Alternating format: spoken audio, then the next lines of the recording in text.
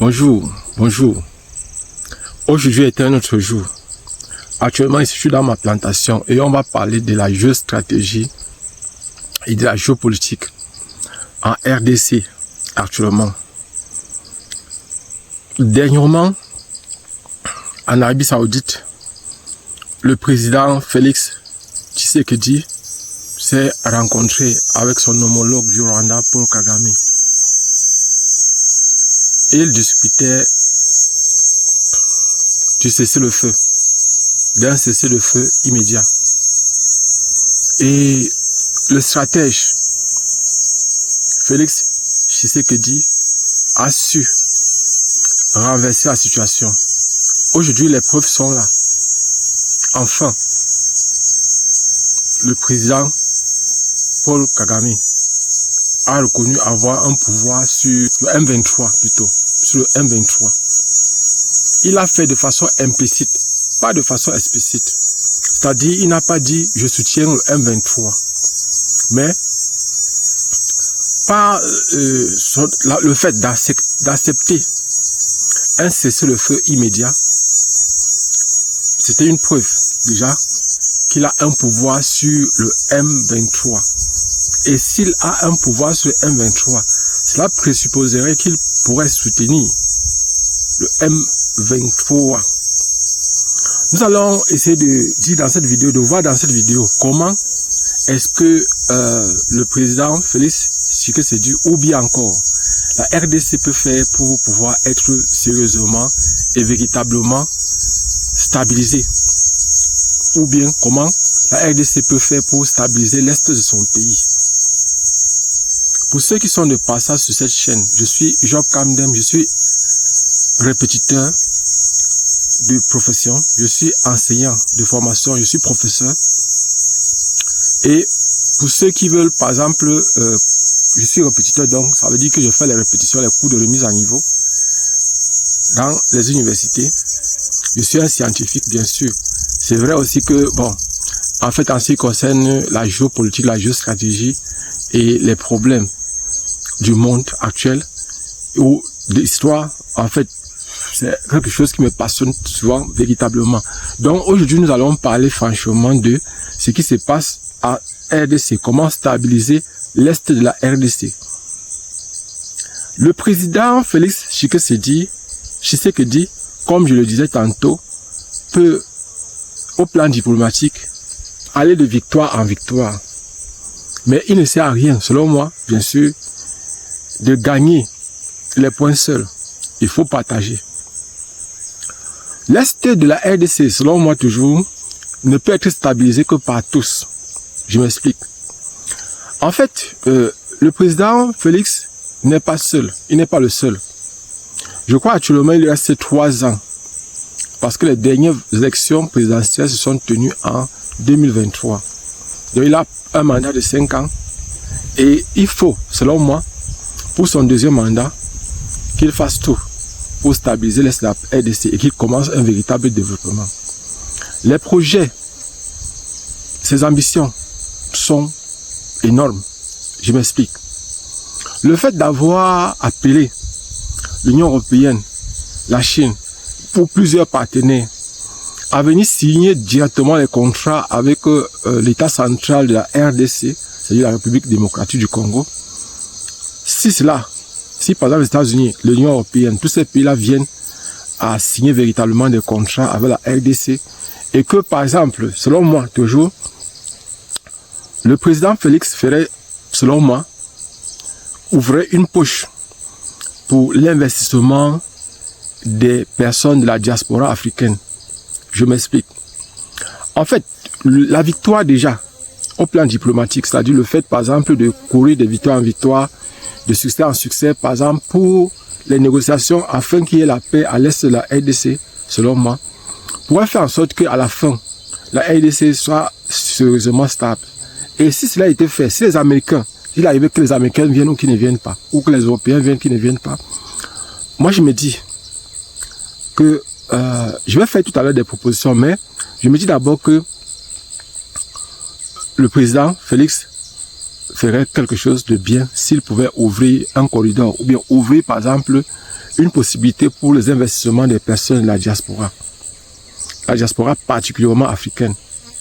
Parce que il y a des personnes de la diaspora qui possèdent énormément de moyens, ou même par exemple les nationaux, c'est-à-dire les Congolais, qui possèdent suffisamment de moyens, qui peuvent venir installer en RDC des usines pour, pas uniquement pour l'extraction des ressources minières, mais pour la transformation, peut-être primaire et secondaire même, si possible. C'est-à-dire s'il peut avoir des installations, des usines par exemple de transformation en RDC, la RDC profiterait beaucoup en termes d'emploi, en termes de revenus, en termes de mouvement d'argent, parce que en fait cela fera en sorte que la RDC ait suffisamment de moyens. Et vous voyez par exemple les soldats, que ce soit les soldats par exemple du M23, que ce soit les Maïmaï, que ce soit bref, tous les soldats qui sont à l'est de la RDC. S'il arrivait que les pourparlers de paix réussissent et que l'est de la RDC soit stabilisé, comment on va faire pour pouvoir les réhabiliter? Parce qu'il y a un problème, je m'explique. Le véritable problème c'est quoi? C'est que ce sont des personnes qui sont habituées à gagner leur vie en faisant de la guerre. Comment on va faire pour les stabiliser? Étant donné qu'ils sont habitués à cela. Leur objectif c'est de faire la guerre, de faire la guerre, de faire la guerre. Est-ce que si on les trouve des emplois civils, est-ce qu'ils vont réussir à supporter?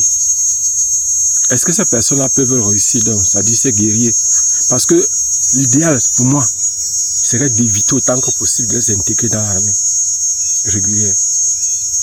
Parce que en les intégrant dans l'armée régulière, sauf à certaines conditions bien sûr, parce qu'il y a un très grand danger de les réintégrer dans l'armée régulière. Pourquoi? Parce qu'ils sont habitués.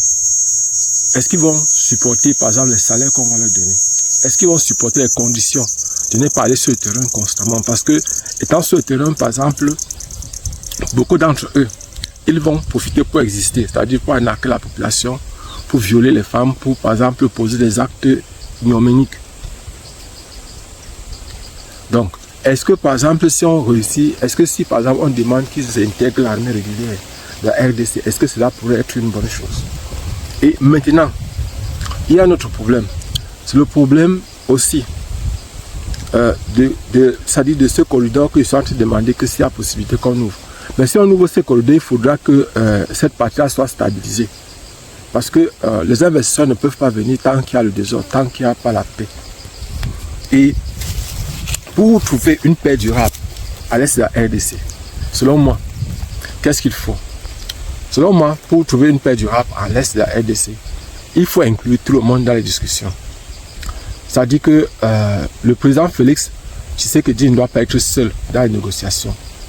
Il doit faire un débat inclusif, c'est-à-dire qu'il doit négocier, faire des négociations inclusives en introduisant par exemple Joseph Kabila, en introduisant tous les partis d'opposition de la RDC et tous les groupes rebelles.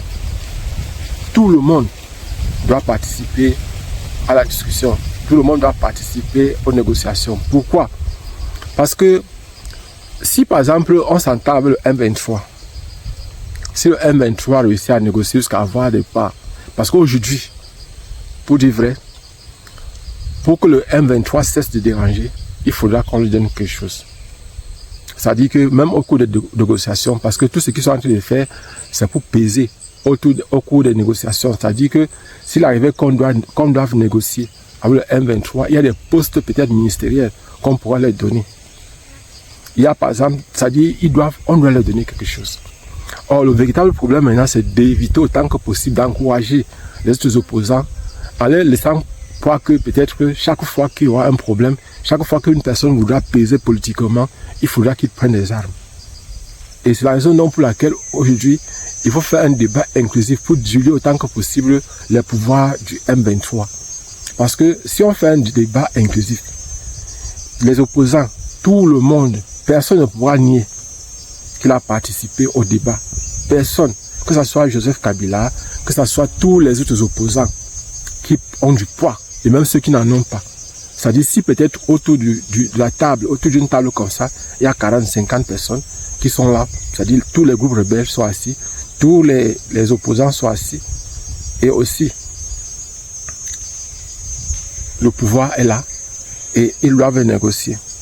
Alors, par exemple, à ce moment-là, on pourra arriver à des véritables accords de paix, et à une paix plus durable. Parce que ceux-là même seront ceux qui vont tout faire pour que l'ordre puisse régner. Surtout si eux, ils ont des intérêts, surtout si on leur donne des portefeuilles gouvernementaux. Si on leur donne des portefeuilles gouvernementaux. S'ils possèdent, par exemple, si on leur donne des ministères, ils pourront, par exemple, peut-être arrêter. Mais aujourd'hui, il est question de faire en sorte que la guerre cesse, qu'il y ait d'abord un cessez-le-feu. Or, aujourd'hui, par exemple, le M23 ne peut pas. Parce que, en fait, le succès diplomatique dont je parlais au début de cette vidéo, que le président Félix Tshisekedi a eu à gagner, c'est déjà que, de façon implicite, le président Paul Kagame a reconnu soutenir le M23. Il n'a pas dit que je soutiens le M23, mais il a accepté qu'il y aura un cessez-le-feu. S'il accepte déjà, ça veut dire qu'il a un pouvoir, comme je le disais tantôt, sur le M23. Et s'il a un pouvoir sur le M23, ça veut dire qu'il contrôle quelque part le M23. Parce qu'il a du pouvoir, il contrôle quelque part le M23. Et aujourd'hui, par exemple, il y a des personnes qui pensent que les Occidentaux, les Américains, tout ça. En fait, les véritables personnes qui ont un véritable pouvoir à l'est de la RDC, qui sont en train de vraiment retirer les mines, ce sont les Chinois. Je ne dis pas comme ça pour que les gens se lèvent contre les Chinois, non. Je dis comme ça pour que les gens comprennent que la Chine est comme l'usine du monde à l'heure actuelle. Tout ce qui est électronique, tout ce qui est les minerais, même les Occidentaux qui achètent les minerais, pour la plus grande part, ils orientent ça vers la Chine. Parce qu'il y a eu une délocalisation des entreprises européennes et des entreprises américaines vers la Chine. La Chine est devenue l'usine du monde. On fabrique en Chine et on revend dans les autres pays du monde. Matière première, extraction en Afrique. Maintenant, secteur secondaire, c'est-à-dire la transformation, c'est la Chine. Maintenant, la distribution, c'est l'Europe, c'est les Américains, c'est l'Amérique. Donc voilà, par exemple, aujourd'hui, comment, par exemple, les trois secteurs primaires, secondaires et tertiaires, les services, tout ça comme ça, c'est beaucoup plus, le tertiaire est beaucoup plus développé en Occident. États-Unis, Canada, France, Angleterre, Allemagne, Espagne, Italie, bref, l'Occident de façon générale. Abonnez-vous et partagez au maximum possible cette vidéo. Donc, l'idéal pour moi était aujourd'hui de proposer, selon ce que moi je pense, ce qui peut permettre un véritable accord de paix. C'est-à-dire qu'il faut que, si c'est moi, je devais conseiller au président Félix de faire un dialogue inclusif, c'est-à-dire de dialoguer avec tout le monde, les partis, et s'il y a même possibilité d'inclure même la société civile, de la RDC, c'est-à-dire les membres de la société civile, parce que tout le monde doit participer aux décisions. Et quand tout le monde participe aux décisions, à la fin, les décisions qui seront prises doivent être respectées par tout le monde, parce que tout le monde a participé à cette décision-là. Donc voilà par exemple ce que moi je pense en ce qui concerne la paix à l'est de la RDC et la victoire diplomatique du président Félix Tshisekedi. Et le président Paul Kagame, actuellement, peut-être que pour lui, il est en train de fuir les sanctions pouvant provenir de l'Union européenne, pouvant provenir par exemple des États-Unis. Et il ne va pas vous cacher, pour moi, ça ne dépendait que de moi. Lui, par exemple, c'est un bon stratège. Il assiste pour montrer sa bonne volonté aux yeux du monde, aux gens qui le soutiennent, qu'il veut la paix, plus que tout le monde. Même si quelque part, peut-être qu'il a un pouvoir sur M23, comme il a prétendu. Parce que le fait d'avoir accepté en Arabie Saoudite, le fait d'avoir accepté que la paix, qu'il y aura cessé le feu immédiat, montre qu'il a un pouvoir sur M23. montre qu'il est impliqué véritablement dans la guerre à l'est de la RDC. Ce n'est plus un problème des Hutus qui sont à RDC et qui attaquent constamment le Rwanda. Ce n'est plus un problème des Hutus qui dérangent. Maintenant, c'est un problème du M23 qui crée le désordre, qui crée la désolation à l'est d'un pays. Un pays qui n'est pas stable, c'est difficile qu'il se développe. Donc, l'idéal pour ceux qui ne veulent pas le développement de la RDC, c'est de pousser à ce désordre-là. Et pour moi, personnellement, ça n'est pas que de moi. L'idéal serait de chercher à stabiliser au maximum possible l'est de la RDC pour impulser un véritable développement. Il faut des usines, il faut des grandes entreprises à l'est de la RDC. Et les entreprises du Rwanda ont besoin de fonctionner. Il faut faire fonctionner l'entreprise, c'est-à-dire l'entreprise de transformation. Parce que les Chinois, les minéraux qu'ils retirent à l'est de la RDC, ils partent transformer ça au Rwanda. Les Chinois partent transformer ça au Rwanda. Et aussi, c'est vrai que les minéraux venant par exemple des groupes rebelles, parce que comment ils font pour financer les armes? C'est à travers par exemple l'exploitation des minéraux. Or le problème c'est que la RDC se plaint parce que ces rebelles-là, donc les personnes qui travaillent pour ces rebelles-là, partent donc transformer les minéraux retirés, volés à l'est de la RDC par ces groupes rebelles, par les membres de ces groupes rebelles. Ils partent donc, c'est pour ça qu'on accuse par exemple le Rwanda, parce que ces rebelles-là, là, il y a leurs personnes, parce que ce ne sont pas eux-mêmes qui retirent, ce ne sont pas eux-mêmes qui retirent, mais ils ont leurs personnes, les civils qui sont là pour creuser. Et leur problème, c'est de les protéger jusqu'au Rwanda, où il y a transformation. Et les Chinois partent aussi transformer leur part aussi toujours au Rwanda. Donc, moi je crois que pour une paix durable, il faudra peut-être que, même au plan international, que ce pays intervienne. Par exemple, en coupant les aides, certaines aides, en jouant sur les leviers des aides, accordées par exemple au Rwanda, accordées par exemple aux partis politiques d'opposition, accordées par exemple aux ONG, accordées par exemple à toutes les parties pour que toutes les parties puissent s'asseoir et prendre une décision pour le bonheur de la population congolaise, pour le bonheur de la RDC. Et je crois que si tout cela est fait, il faudra donc maintenant que la RDC impulse un véritable développement.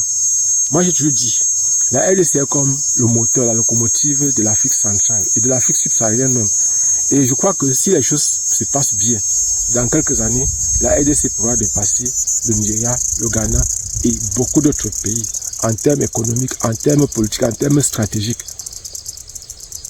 Abonnez-vous et partagez au maximum possible cette vidéo. Donc, en ce qui concerne les prépas concours, je voulais préciser que nous sommes là. L'inscription c'est 5 000 francs. Les frais c'est 20 000 francs pour le niveau baccalauréat. Les frais c'est niveau 30 000 francs pour le niveau entrée en 3e année. Et il faut avancer 2 mois au moins pour commencer les prépas concours.